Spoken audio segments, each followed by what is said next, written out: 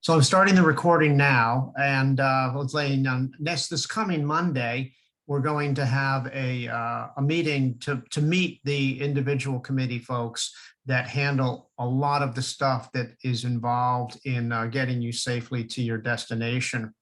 Let me introduce Tatcha. Tatcha is our executive director. She's out of Massachusetts, recently moved back from California, so we're glad to have her on the same time zone. And our 9 a.m. board meetings don't happen at 6 a.m. for her, so she likes that a lot. But Tatcha's been with the group for many years. She knows the cruising community well, and she's your go-to person for things. And she's probably, once you go to her, she's going to tell you to go someplace to look up everything on the website.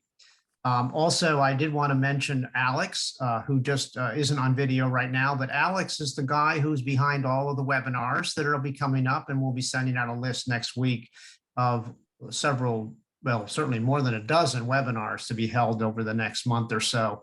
There's also loads of webinars available to you that have been recorded from previous years. We have found this to be a very effective way of helping people feel informed. So tonight we're going to focus on primarily on comms. We have very few requirements for the rally, and one of them is we want to know where you are, and we want to know that we can talk to you. And to that point, we require two forms of electronic communications. And Tim Metcalf is our guy. He has that bat is a Nerf bat. It's not as painful as it might look, and he has to use that to get everybody to send in the information. And I would encourage you. We're going to have a record number of boats. We have over 100 boats who have signed up, and those of you that are on the call today have been specifically selected for some extra special handling, and hopefully you'll find all this useful. But Tim is going to be talking a little bit about something that tends to befuddle a lot of folks, and that is how to set up their Iridium Go or their Inreach, or to really feel comfortable with communications offshore. So Tim, I'm going to turn it over to you, and Tatcha will share the screen if you want to share your screen. With I'm not going to be sharing any graphics, so you'll just have to look at my ugly mug through this whole thing.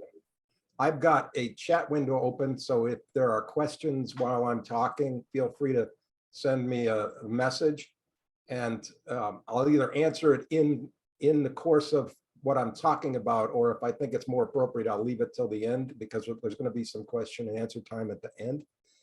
I am not going to be, this is not intended to be a how to set up your Iridium Go, how to set up your Inreach conversation. If you've got problems with that, you can certainly contact me separately, and we can deal with that on a case-by-case basis. Because if I wanted to do a seminar on the Iridium Go, that would be a couple of hours. And if I wanted to do a seminar on the Inreach, that could be a couple of hours. But I want to talk about the whole scope of my responsibilities and how the sausage is made on my side. So I am, as Bob said, I'm Tim Metcalf. I am the manager of safety, communications, tracking, and emergency response for the Salty Dogs. I've been doing this for quite a few years. Just to give you my bona fides, I have been sailing offshore since on other people's boats. I sailed the Great Lakes. I have a 41-foot CNC sloop that I've owned for 30 years, and I sailed the Great Lakes, and I've raced a number of Mackinac races and done some long distance cruising on the Great Lakes. But on the ocean, I've been going offshore since about 1989. I've been to Bermuda 4 times. I've been to the Caribbean 6 times. And I sailed on a 50-foot St. Francis catamaran from Cape Town, South Africa to Fortaleza, Brazil. So I've been around a bit. What I want to do today is first thing I'm going to give you just an overview of safety, communications, tracking, and emergency response. We'll go into a little bit more detail on each of those functions. I'm going to talk about device requirements. I'm going to talk about what devices we think we currently find acceptable, and why we don't find more devices that are acceptable. We'll discuss a number of topics related to communications and tracking and those kinds of things, and we'll open everything up for questions at the end. Is that If anybody's dissatisfied with that, got it. Well, I'm sorry.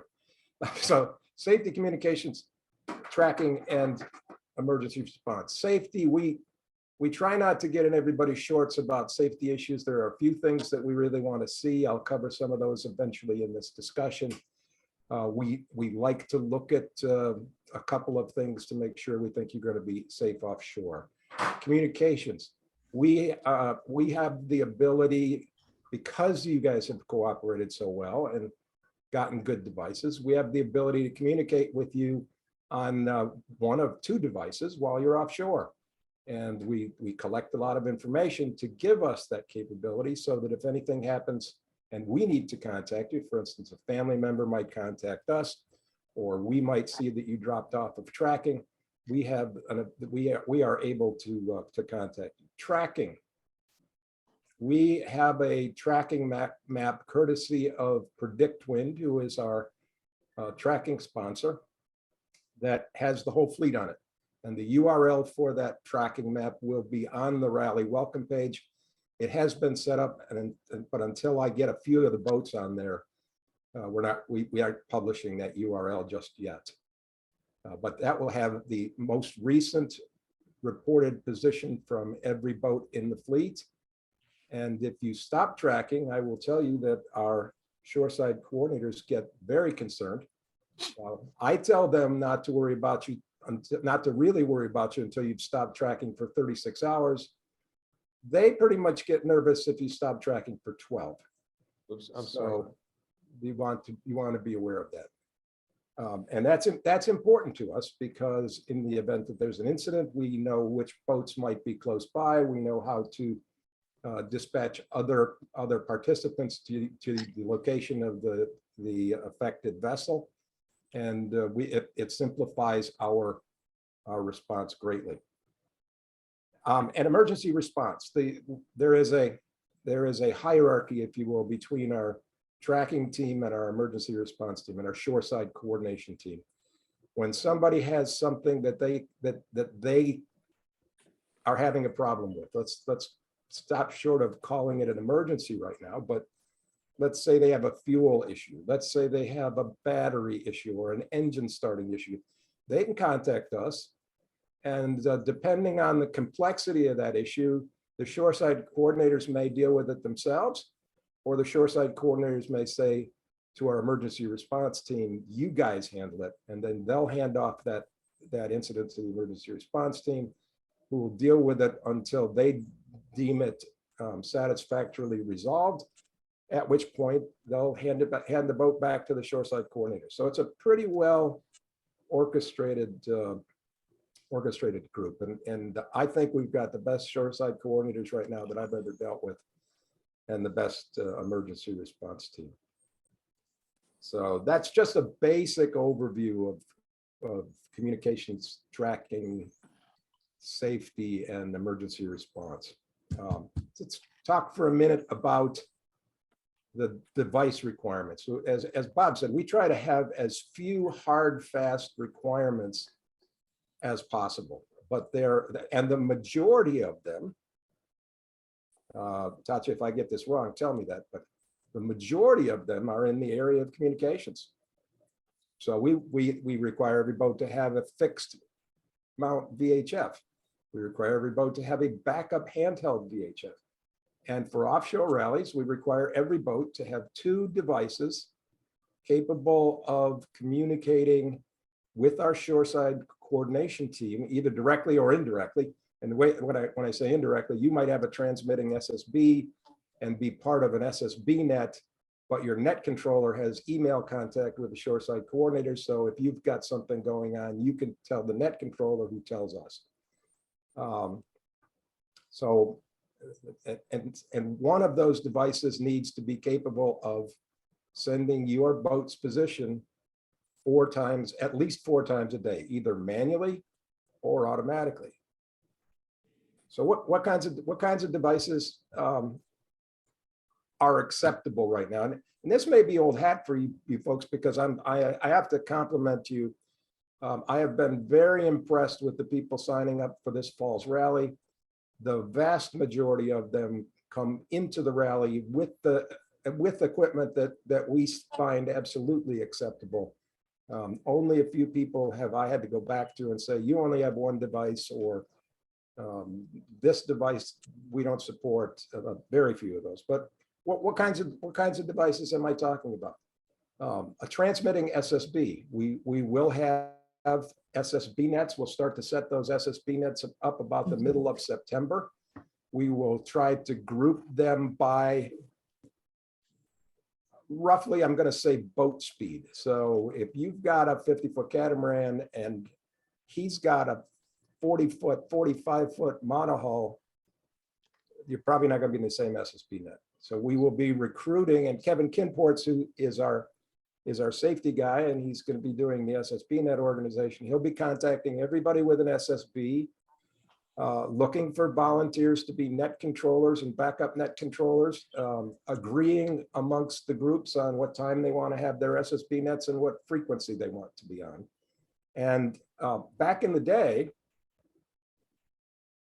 back when I did my first rally to the Caribbean, the SSB nets were almost required, and they were very formal. The SSB net, you started out, you gave your boat's position, you gave your local weather, you asked for any help that you needed, talked about what you're seeing. Now they're much more, I'm going to call them social, unless you have an issue that can only be handled through the net controller.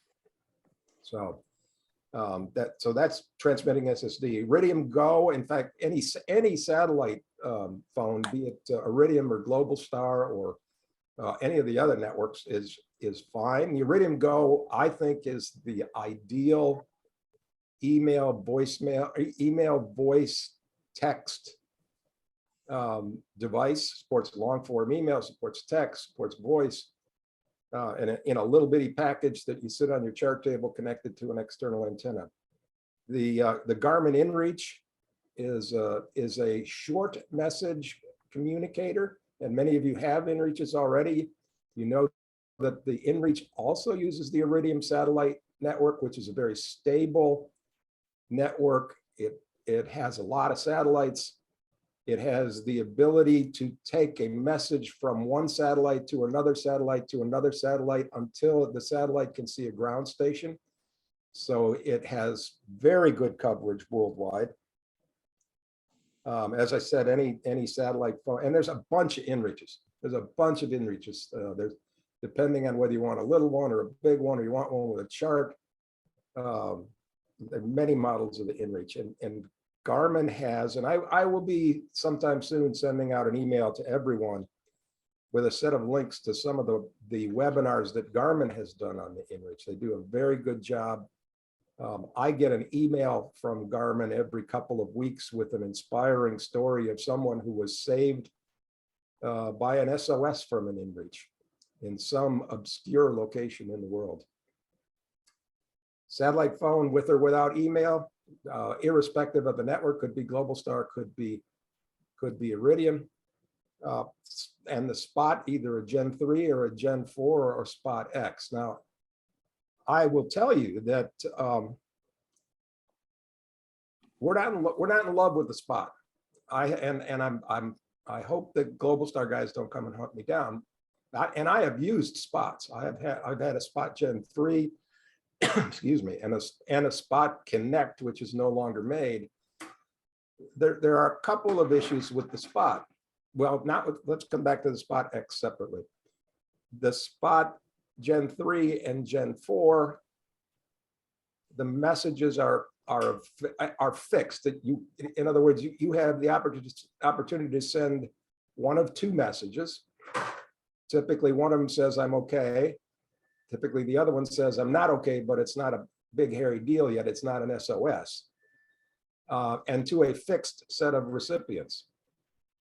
The Spot X is a two-way communicator,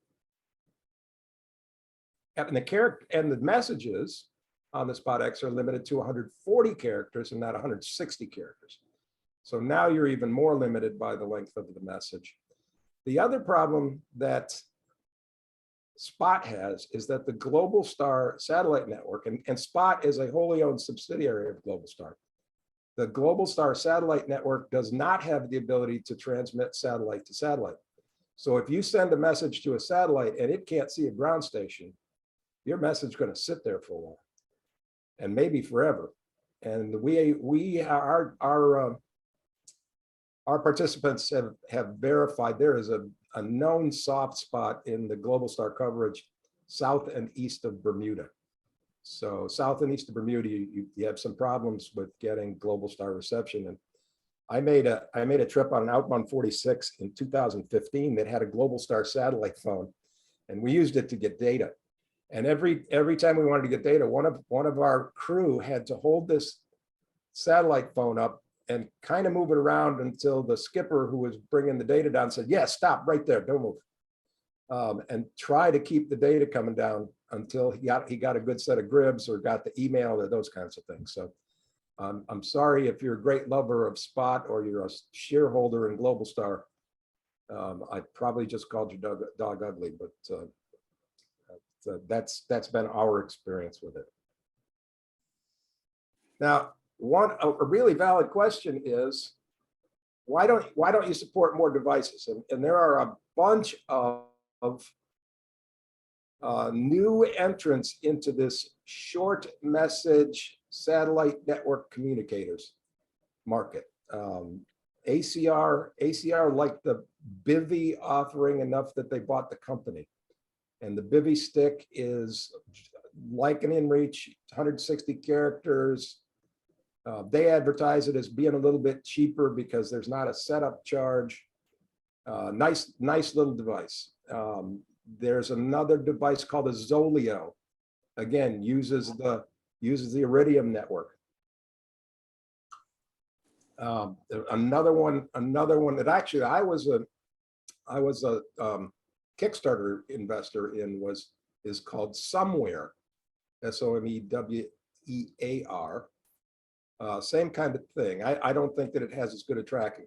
The reason that right now we're not prepared to say, yeah, you can use that is there's a learning curve for us to figure, two reasons. There's a learning curve for us to figure out how to communicate with them and where the tracking information is and what the communications methodology is. And I'm a little reluctant to burden our shoreside coordinator coordinators with, and now you got to do this, and now you got to do this, and now you got to do this. So I'm trying to keep this down to a limited set of devices. The other reason is that Predict Wind only for tracking purposes, I just saw a note on tracking, at least 4 times a day, 4 times or more. So if you have an Inreach or an Iridium Go and you have your interval track set for 4 hours, you are good to go. And 4 hours is the longest track interval for an Inreach, and I think it's the longest track interval for an Iridium Go as well. Predict Wind at this point does not support for tracking automatically any device but the Inreach and the Iridium Go.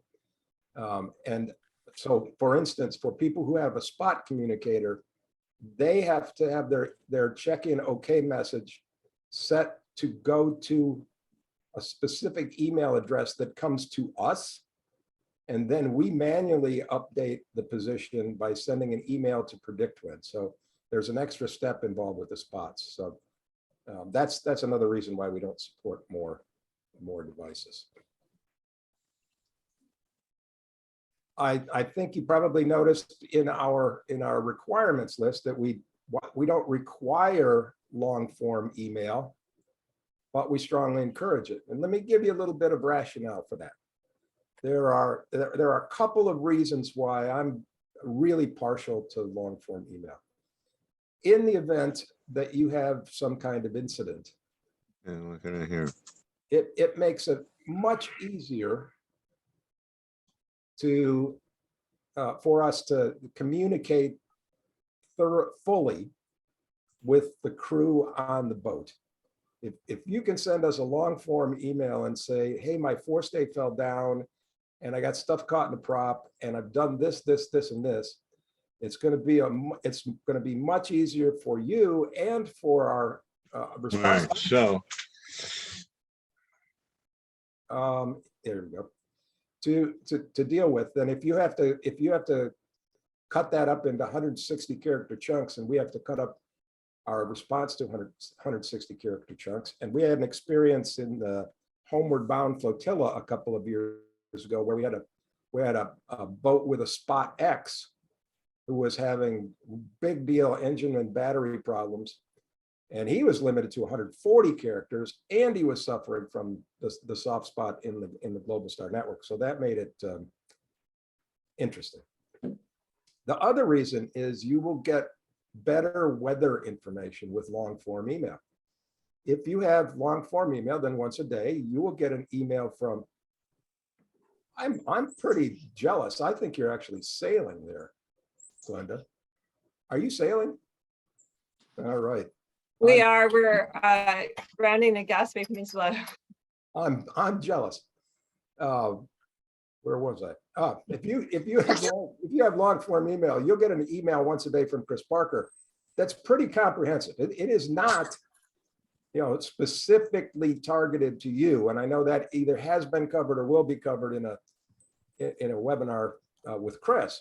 But you'll get a pretty comprehensive email. It's a long one, and you can download that email, and you can, if you have a printer, you can even print it out, and you can read it as many times as you want. And you can think about it and puzzle it over and learn a lot. If you have an Inreach, for instance, then what you have to do is you have to send an Inreach email to Chris and say, here's my local conditions. And your position goes with every email. And this is the specific information that I want. And then he will put together a series of answers in 160 character chunks to answer your specific questions. But if you don't ask the right questions, you won't get the right information. So it's easier to get weather with long form email. Tim, can I comment for a moment? You absolutely can. I've been using, I used a Spot for many years, and then I went to an Inreach with the sideband with a Pactor modem, and then I went to an Iridium Go. There's a lot of reasons why the Spot is not all that appealing. And what you will find is that your family and friends, they will follow you on the tracking map compulsively, like every few hours. It's like, where are they? Where are they? Where are they? And if you don't post, they freak. And I know that's sort of silly, but it's just true. I remember one time I was heading down to the BVI and my battery died, and everyone had a fit because for the last 12 hours, I wasn't transmitting. Also, the Iridium Go only has about 6 hours of battery life. So you have to make sure you leave it plugged in all the time. Those kinds of things. And I will say, like, for example, when I keep a blog and I do a blog post every day from the boat, and I use my iPad with a remote keyboard to send that out to someone at home who puts it on my blog. And having the ability to write long emails, because let's face it, when things are good, there's not much to do except watch the horizon, and it's fun to communicate with people, and they get a huge kick out of it. So I encourage you to take advantage of it. Plus, Chris Parker's forecasts are very detailed, and sometimes it's a little overwhelming to try to sort through all of that. So having it either printed out or on an iPad that you can view makes it much, much easier. Back to you, Tim. Oh, absolutely. I agree with everything that Bob just said, and it triggered a couple of thoughts. When I go offshore, there's a whole list of people like Bob. There's a whole bunch of people that really want to know what's going on. Some of them are envious. Some are just interested. And up until now, I've only used an Inreach for that communication. So if you're doing that and you have a whole group of people, my approach is I put together an email list, because remember, the 160 character limit includes all of the email addresses. So you get 2 or 3 emails in your list that you're going to send an email to, and now all you can say is hi before you use up the 160 characters. So what I do is I have this contact list that I give to my wife, and then once a day I put together 1 or 2. Here's what's going on. This is what we did in the last day, and I send it to my wife. She then forwards it to everybody on the contact list, so everybody gets to get that information.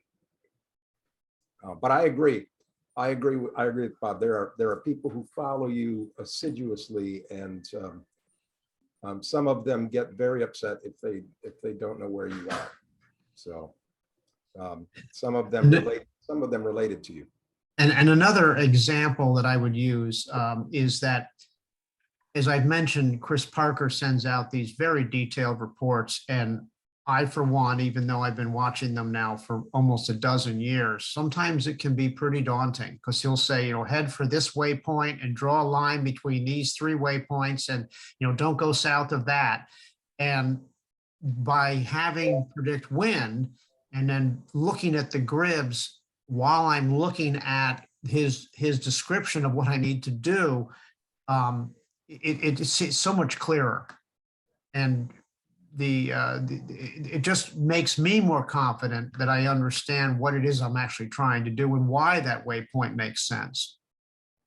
Yeah, that's exactly right. That's exactly right.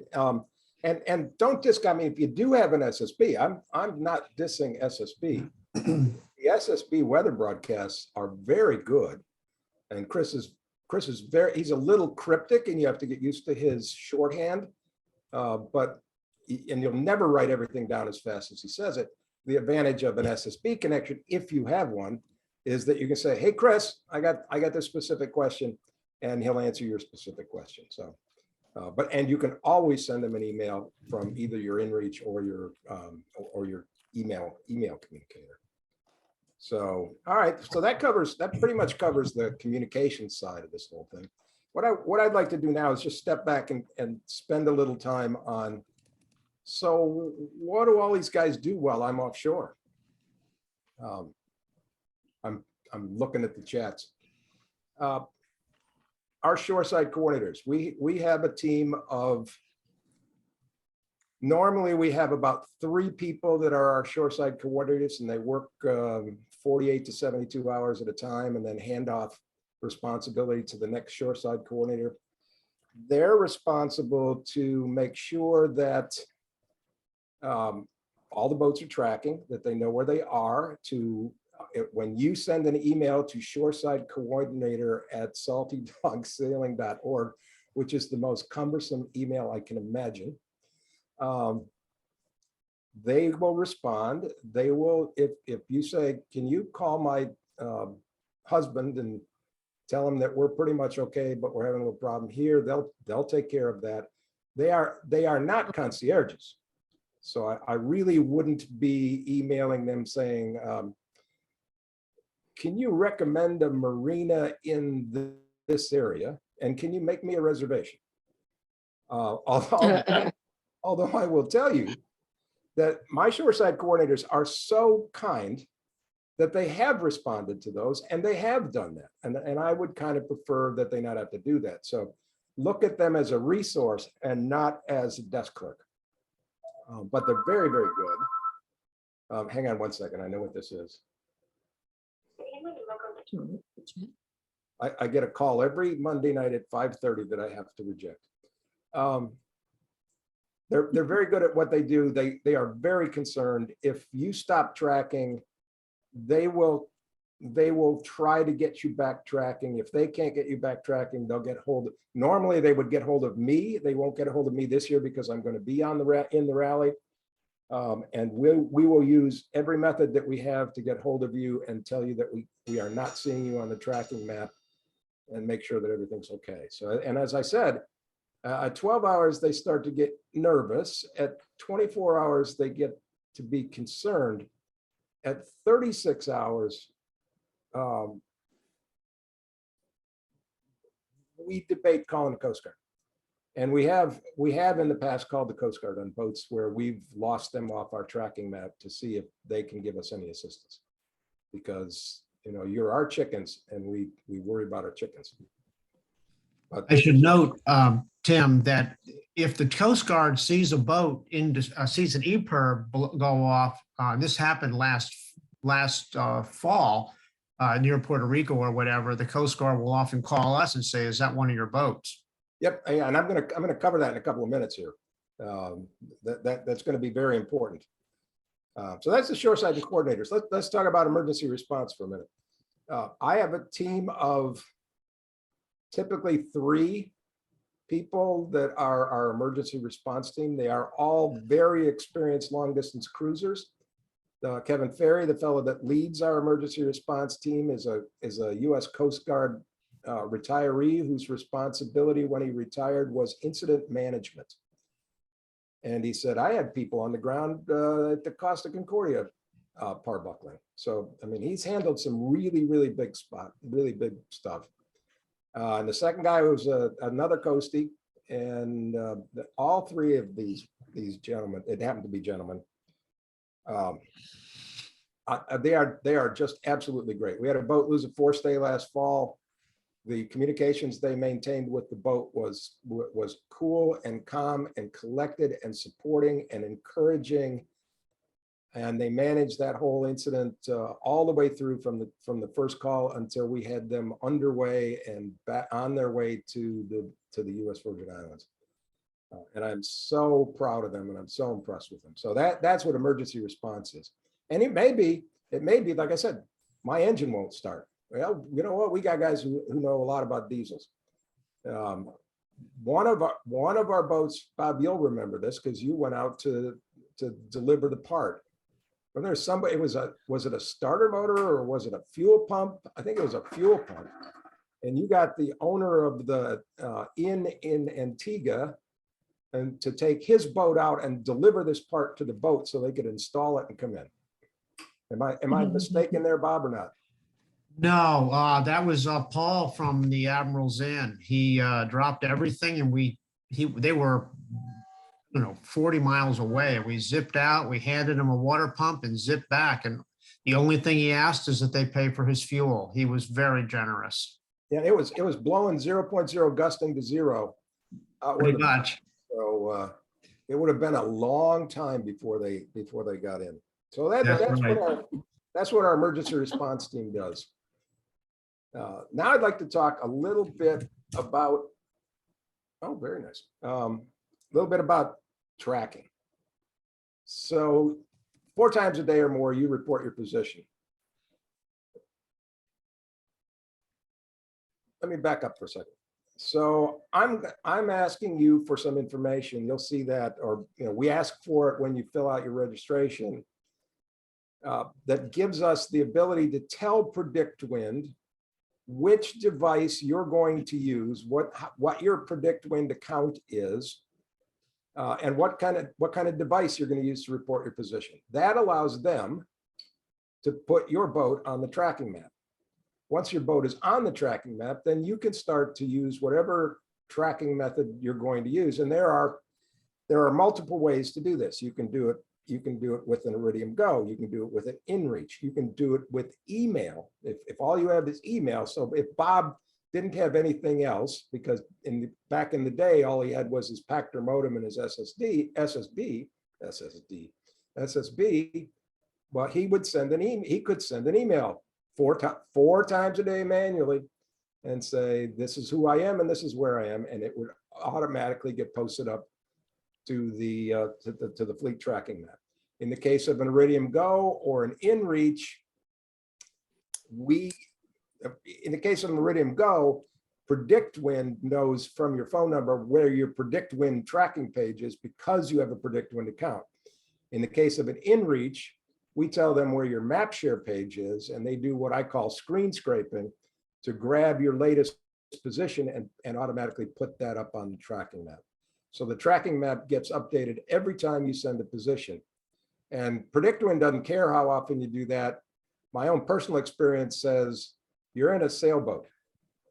If you update your position every 10 minutes, there's a lot of track points, and most of them are pretty close to each other.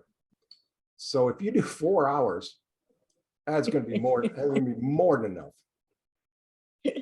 So that's the way tracking works. And if you stop tracking, let's say you stop tracking on from your Iridium Go, and we know that you also have an Inreach. We will have enough information from your Inreach that if you have given us a map share, we will have your map share page URL, and we're going to hope that you're tracking also on your Inreach. We'll go look at that, and that'll give us tracking information. We'll also have the ability, and we'll talk about that in a minute, to contact you directly on your Inreach from a web browser. So we'll be able to say, Fred, you're not tracking I don't know what's wrong. Check your Iridium Go, check your Inreach. So that's the way tracking works. Wow, if I'm going too fast, I used to teach, I worked for IBM for 30 years in the software side of the business mostly. And for a couple of years, I taught computer systems in the master's program at a local university. And the class was aimed, and if this bores you, I'm sorry. This master's program was aimed at people coming from disciplines other than computer science who wanted to become programmers so they could leave teaching, for instance. And I taught a course in data structures, which is how to store and retrieve information. And I had one of my students come up to me at the intermission one night, and he said, Tim, you teach like Grant took Richmond. You march through and then you turn around and you look for the survivors.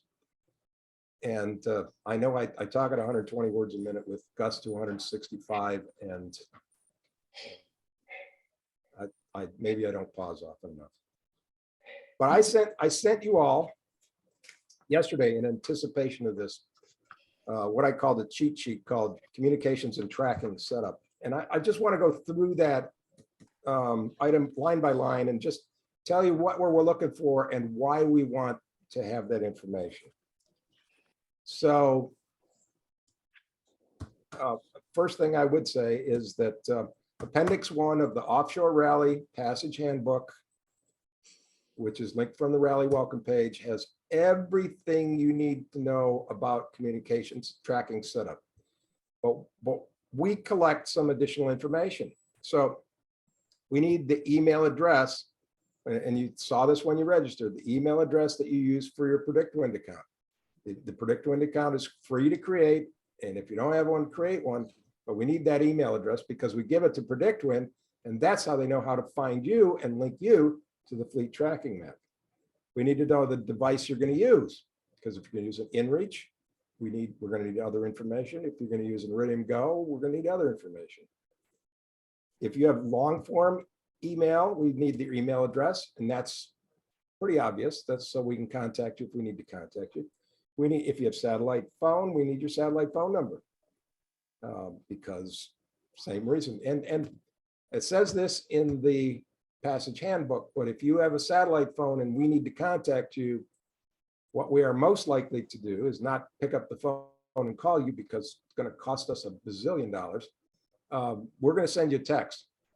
So make sure that your phone comes on a couple of times a day and you check to see if you've got any texts.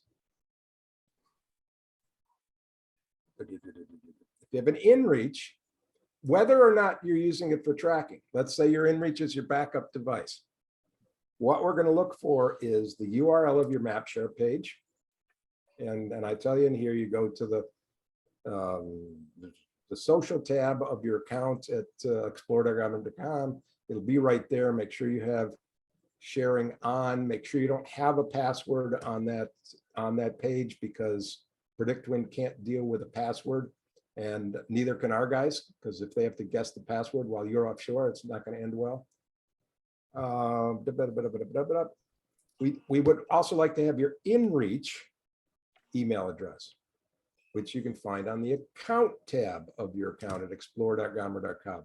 The Inreach email address is an email address in the form of name at inreach.garmin.com.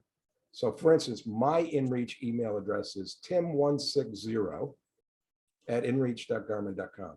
And the beauty of the Inreach email address is it gives you the ability to send an email directly from one Inreach to another Inreach. So I could, from my Inreach, if something goes wrong, I could send an Inreach email directly to another Inreach. Actions to take. If you have an Inreach, we're going to ask you to send an email to me, tim@saltydogsailing.org. Was Dad's iPad too? Was that a hand raised for a question or no? Okay. To send an email from your Inreach to tim@saltydogsailing.org. I don't care what the email says. If it's, I don't like you, I don't care. What that does is it gives us a link that we can use to contact you directly from a web browser. So if we need to contact you, and the only way we have to contact you is on your Inreach, we can send you a 160 character message directly to your Inreach from a web browser.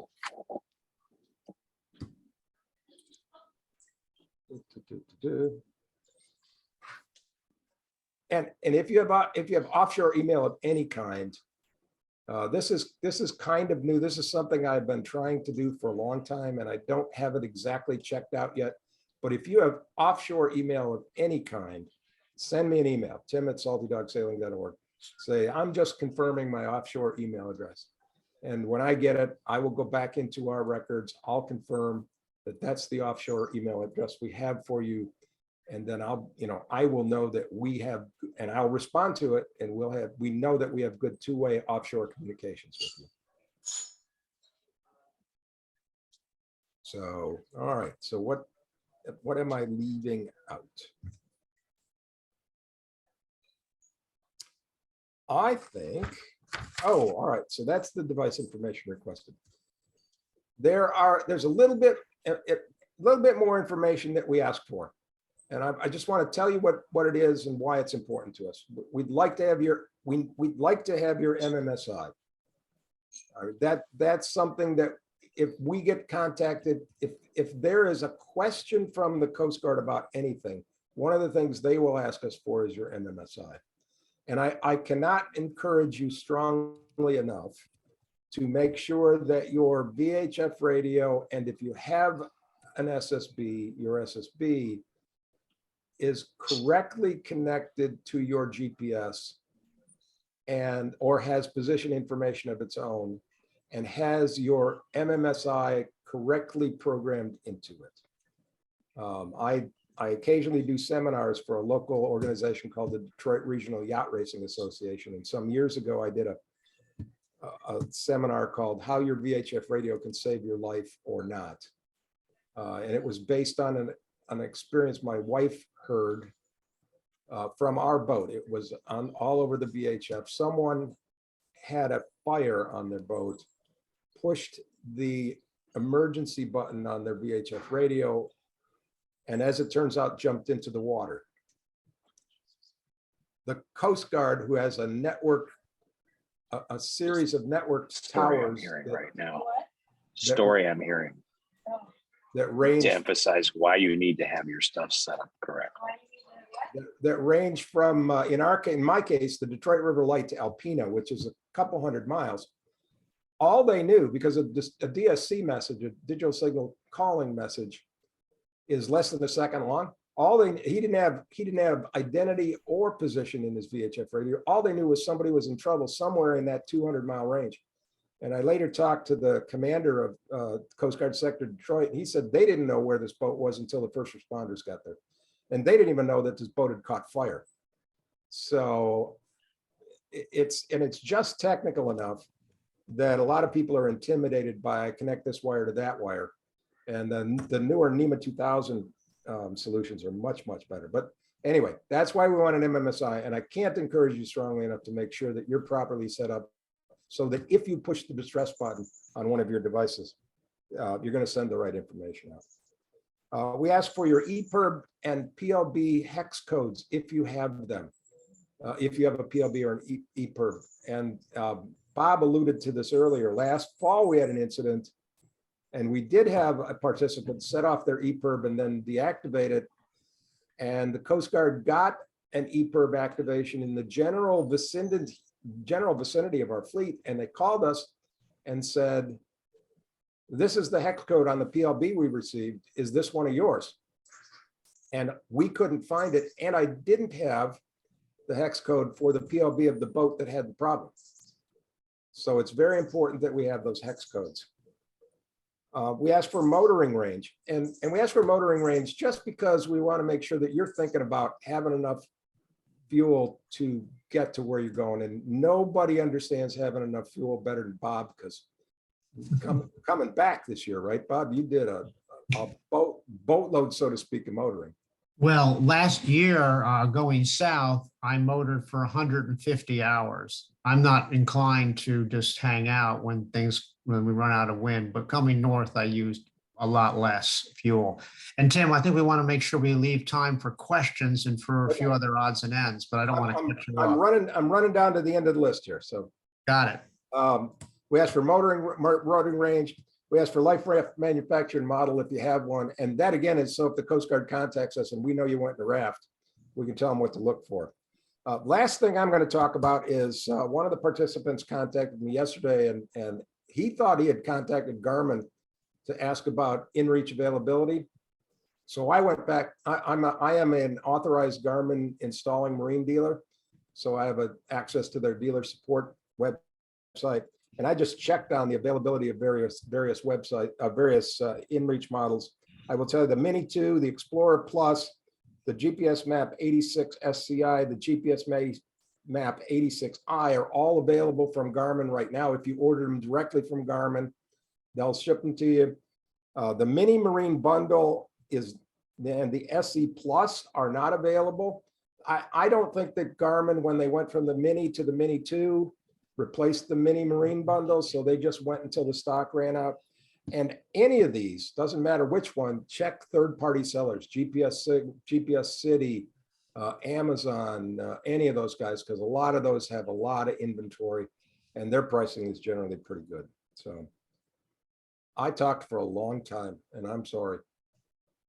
Nicely done, Tim. I appreciate it. You know, Tim's group is the most, I would say, the most critical of our entire operation. And when you're 500 miles from shore and things go badly, it's nice to know there's someone paying attention. I know that Tim said we want people a minimum of 4 times a day, but I encourage you to transmit every couple of hours. It's just this way they'll know that you're not, you know, if you don't do it but 4 times a day, and then it doesn't work. Now we're talking 12 or more hours before anyone even realizes what's going on. So, but Tim is great. Tim can be reached at tim@saltydawgsailing.org. And every email I send you has my phone numbers in them. So, and oh, by the way, and we're trying to fix this. If you look at the passage handbook, there's one phone number to call it. It's my cell phone number. Good. So how can I help? Well, we're going to have an entire session focused on this for the fleet coming up. And I think that's a natural segue to, I just want to mention a couple of webinars. We'll be sending out a list later in the week. Just for example, we'll be having a webinar with Chris Parker about the kind of weather you would expect to see going to the Bahamas or to Antigua in November. We're going to talk about leaving from Newport versus Hampton, why you might want to do one versus the other. Someone had asked me about top anchorages in the Caribbean. I'm going to be doing a webinar coming up in a couple of weeks about kind of an assumed itinerary of how do I plan to spend my time over the 4 months I'll be in the Caribbean. We'll also be talking about communications in the islands, Wi-Fi availability, the best cell phone coverage, things like that. Just as an example, the cell phone coverage in the islands is superior to what I experience here in Connecticut. We'll also be talking about what's going to be happening in Hampton. And a lot of people leave their boats in the Caribbean and come home for the holidays, or maybe take a break in the middle of the winter and come home. And we'll be making recommendations on places to do that. And then we'll also talk a little bit about managing energy on a boat, because obviously, it's very different being on a boat full time versus only for a month or so at a time. And then we'll have an opportunity to talk about security and what you should expect clearing into various islands. It's interesting. I'll just one anecdote is that Antigua will be your most complex clearing in process. They take it very seriously. You go from window number 1 to window number 2 to window number 3 and back to 1 and then to 4 to pay. You go to the French islands and you go into a t-shirt shop or a cheese shop and you pay €3 and buy some wine. It's just a whole lot simpler. And then a bit about repair services. And one thing I will say is that one of the things that I had a tendency to do over the years is to bring too much stuff, too many canned goods, too much stuff. It's very easy to get provisions in the Caribbean, and everywhere you sail is less than a day away anyway. Your farthest run once you get to the Caribbean will be about 70 miles. So and besides, probably the food in the French islands better than what you get at home anyway. And it's certainly better than anything you might get in a can. So in the last, say, 10 minutes, do we have questions? Yes. Let me address a couple of questions that I see came in on the chat while we were talking. One was from Jason Ellis. Does the Iridium Go need the external antenna to be reliable for tracking or getting data? There are no antennas. I thought there were. There are no antennas, external antennas for the Iridium Go that also provide GPS, but I strongly recommend an external antenna for satellite communications. Normally, the GPS antennas are good enough that they will shoot through the deck on the Iridium Go, but the satellite communications will not reliably. And Bob's got some experience with that as well. I really think the best way to do this thing is to keep the Iridium Go at the chart table plugged in permanently with an external antenna, and then you can connect to it whenever you want. Let me comment on that, Tim. I have a little workshop on Pandora, and in the book they say put it within a foot or two of a window. My boat's fiberglass like most boats, and I just attached it. My primary concern was I wanted to have a way to keep it plugged in, so I wired it into a 12 volt. I just attached it to the wall, and then I brought in the cable from the external antenna. And it really does work well. And I will admit, I am a compulsive email checker when I'm on passage. And they have the program I use, where they're unlimited, which allows as many downloads or whatever as you want. Yes. You were going to ask a question. God. I'm trying to work out my Iridium Go, which I finally have connected and seemingly working. Do I have to actually create a contact for you to know my position, or is there a vehicle for the Iridium Go that automatically sends the position? Absolutely. Look at Appendix 1 in the Offshore Rally Passage Handbook. It tells you, because you have a Predict Wind account, you just go into the Predict Wind offshore app, take a couple of actions, and it will set up your interval. It's called interval tracking on the Iridium Go. The Iridium Go has two ways to report position. One is called Quick GPS, and you can send that to a whole bunch of email addresses, but you have to do it manually. The other one is interval tracking, and you specify the interval and you specify the one email address to which you're going to send it. So look at Appendix 1 in the Offshore Rally Passage Handbook. It'll tell you how to get that going, and you'll be all set. Okay, thank you. No problem. So let me just finish on this topic of antennas. Yes. My experience No, I with the know. Inreach is that their antennas are incredibly good. I have an old DeLorme Inreach. This is from before Garmin bought DeLorme mapping to get the Inreach, and I have left it on a desk on a 53-foot trawler, 2 decks down, and never done a thing with it and never had a problem either tracking or communicating. So the Inreach has a great set of antennas on it. Yeah, I keep my Inreach right on the chart table, and I only and the battery lasts a long time. I have a question from someone called Owner. That would be it. Okay, go ahead. Which it's Fred and Muna. Hi, Fred. Okay, Frank. The question was about the offshore email accounts. Right. I'm assuming you're talking from some other services, because for Iridium Go or the Garmin Inreach, you have to have your account set up, and then you have unique emails for those platforms. You don't, other than the Inreach email address, you don't have an email address associated with your Inreach. So if you send an Inreach email, it will come from you. And on it, oh, you know what happens? You send an email. Let me think about this for a second. If you send an email from the Inreach, yeah, it will come from you. It won't come from tim160@inreach.garmin.com. The Iridium Go, on the other hand, and other satellite providers, you have a specific email address. So you might have don@myiridium.net, and that is a specific Iridium email address.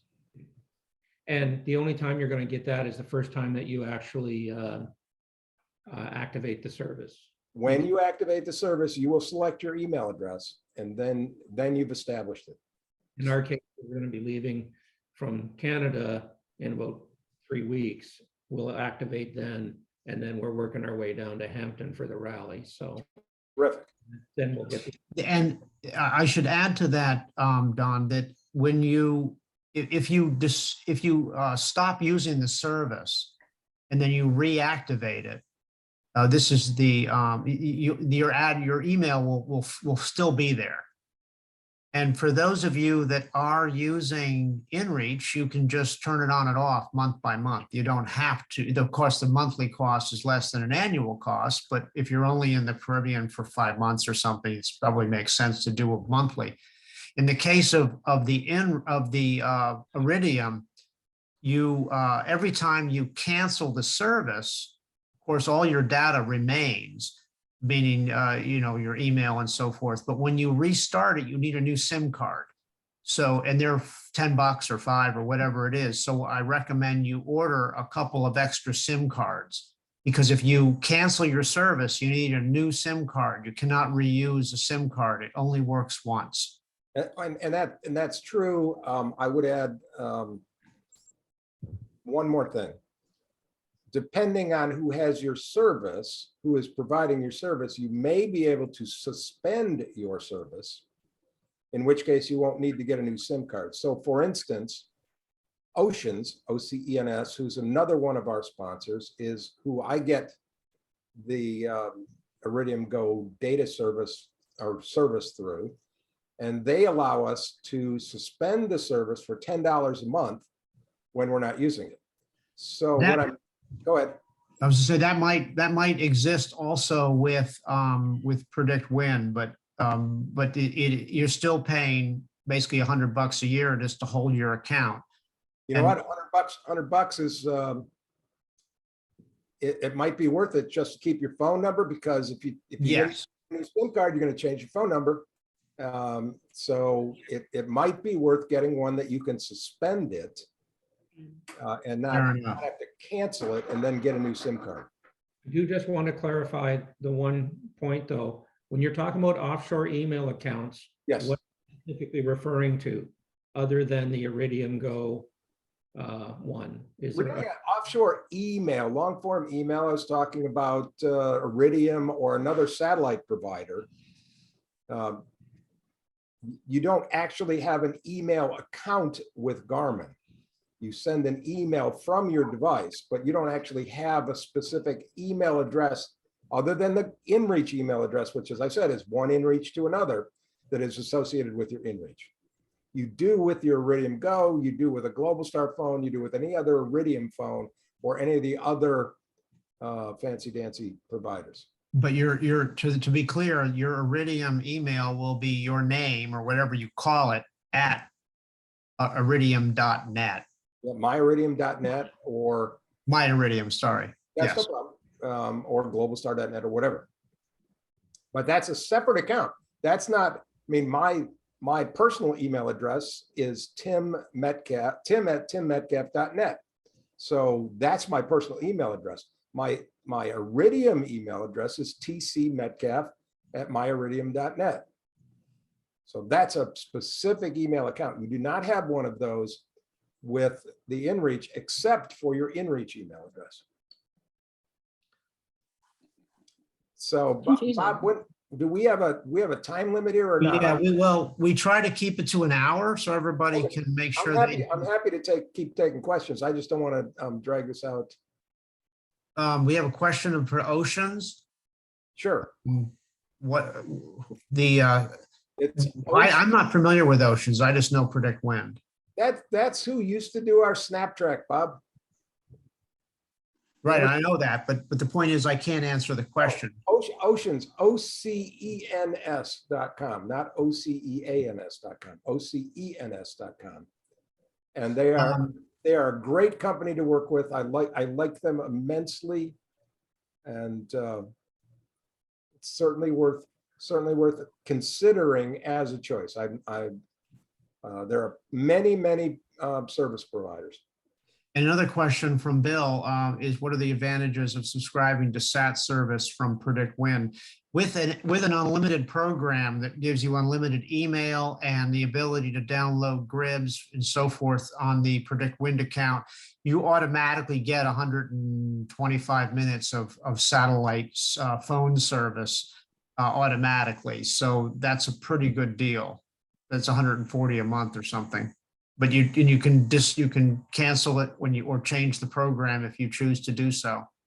But if you don't go with unlimited, you get dinged 50 cents or whatever it is every time you send out a message or a location ping. So be very aware of the details, or you could find yourself with hundreds of dollars of fees every 4 hours or 2 hours for a month. So, are there any final questions? Well, this has been great. I appreciate, Tim, you taking the time. It is a complicated issue, at least for me, and I think it's worth talking about. And keep in mind that next Monday, we'll be having an all hands, all skippers invited to meet the rest of the team. Tim, we wanted to put him front and center. That'll be at 5 o'clock Eastern Standard Time, and then we'll be sending out a list. I highlighted some of the sessions we'll be doing, and I encourage any of you to contact me in the meantime at bob@saltydagsailing.org. I'm happy to talk with you. My phone number is also, I'll be happy to share that, but I'll just email you back. And I wish you all the best of luck. And I am going to have a rum punch in the spirit of this discussion. So until Monday, everyone have a wonderful time. Enjoy the week. Can I ask Tim a quick question? Yeah. Sorry. Starlink, can you give me a 30-second? I can. Starlink works very well. Everything that I've seen, all the reports, and some personal experience. I'm doing the rally this fall on a Fontaine Pajot 47 Sayona, and my skipper has Starlink, and coastal, it works great, and that's all the great coverage you're going to get. The offshore product has been announced, but the offshore product, the offshore product they've announced, the device cost is $10,000. That's not happening. And the monthly charge is $5,000. So if you have really deep pockets, you're going to be really happy with it. But on a 50-foot boat, I can't see spending $5,000 a month. I'm sorry for my question, but has anybody used it in the islands as far as its effectiveness?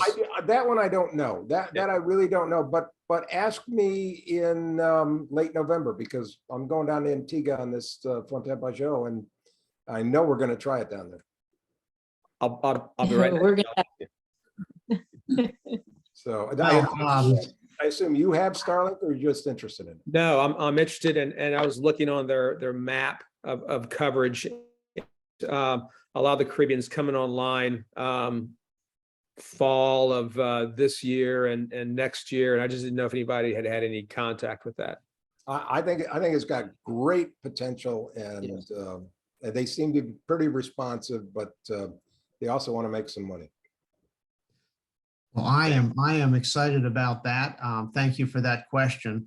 And I'll just, final thought I'll mention is that, of course, Tim will be in Antigua and we will have like 15 events scheduled. It's unbelievable. It's going to be so awesome. And they'll probably start around the 12th. And no matter whether you got a fast boat or a slow boat, there'll be events. And if you're really slow and you don't get there till Thanksgiving, we'll throw an event for you. That's what happened There you go. last year. Someone showed up the day after the last event and they put a party on for them, a happy hour. So I think one of the biggest benefits of being a part of the Salty Dog Rally is you instantly have several hundred friends. So have a great week. I am delighted to say, and nobody asked me to say this and it'll bore all of you, but my son and I, my son's been sailing since he was 6 weeks old and he's 40. Are doing a rally together. It will be his first long distance offshore ride. We've sailed hundreds of miles together, but not thousands. And we are really, I am thrilled he's going with us. And my 5-year-old grandson, who is literally the son of a sailor, loves to sail. Oh, that's awesome. My kids get seasick. Oh, well, but everyone have a wonderful week and see ya. You betcha. Thank you. Thank you. Thank you. Thanks.